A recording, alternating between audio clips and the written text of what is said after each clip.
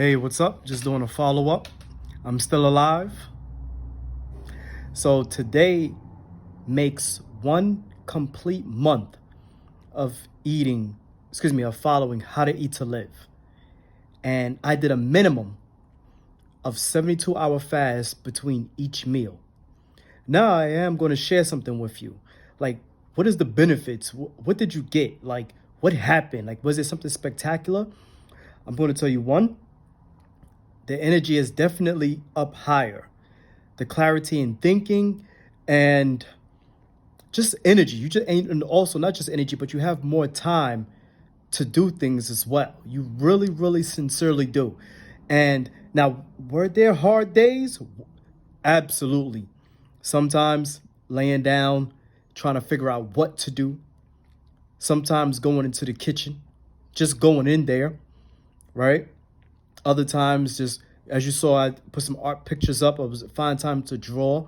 I did some reading, studying, lots of thinking, and just things to do to keep me from actually making a plate of food.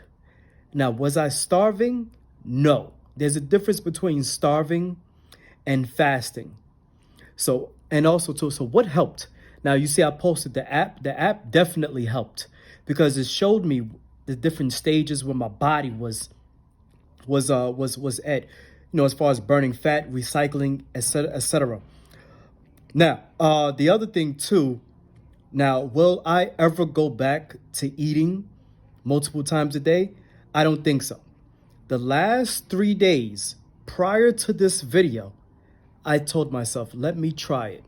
And I did try it. I ate, as you saw, if you saw the video where I broke fast to eat a meal so that I can prep for the workout.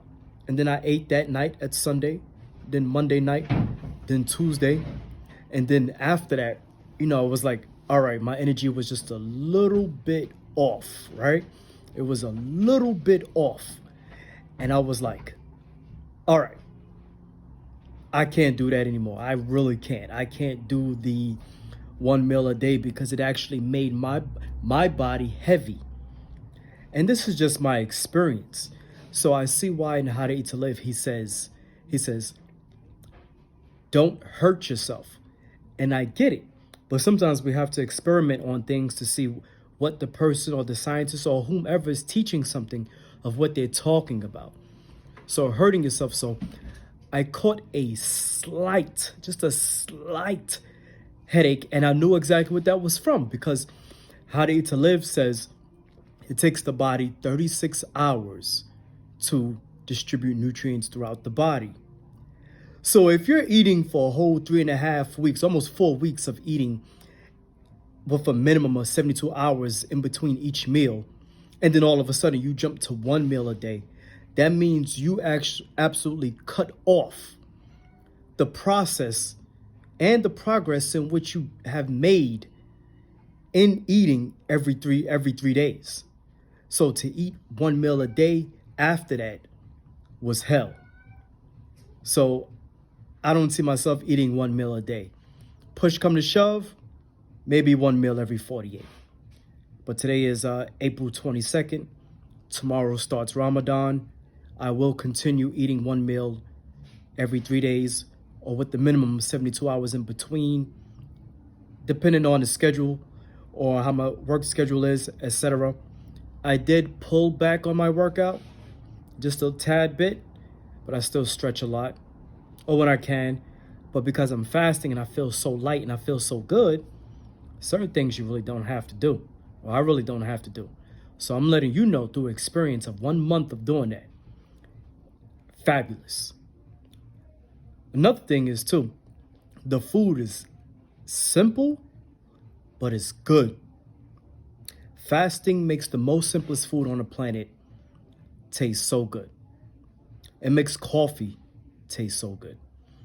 And I'm a coffee drinker. So on my days where I'm very sedentary, I have 1 to 2 and some water.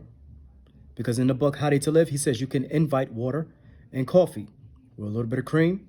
But sometimes I have to add my hazelnut. But Again, why am I doing this? If this is your first time, or if you're asking, why in the hell is he eating every 72 hours? Because it takes 72 hours for your body to get rid of poison from the last meal that you ate.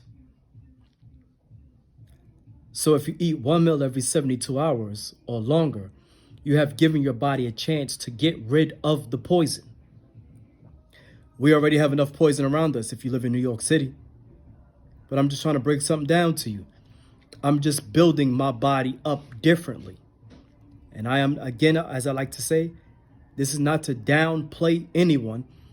And I am not on a diet, because how to eat to live is a way of life.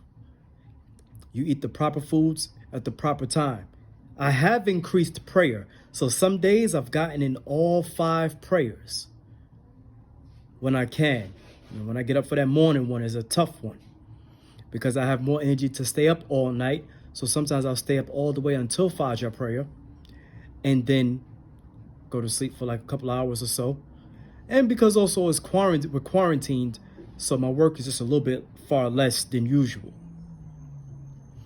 Also, too, eating one meal every 72 hours minimum has allowed me to just think creatively.